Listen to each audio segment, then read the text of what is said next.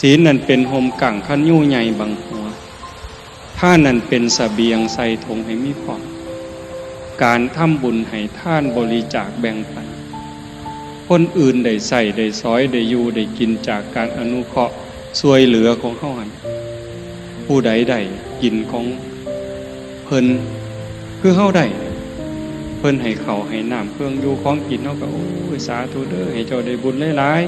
ๆคือกันท่านน่ะเป็นเสบียงคือห่อเขาห่อน้ำแม่สียางเดินกวงทางเบิ่งว่างกวงไกลเกิดมาศาสตร์ใหม่มันด้วยมีอยู่มีกินเนี่ยนอกจากไปสวรรค์แล้ว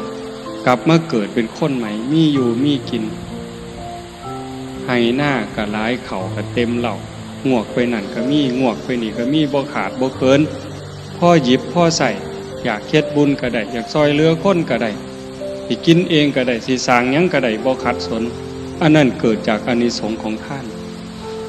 แต่มันก็มีทุกข์คือกัน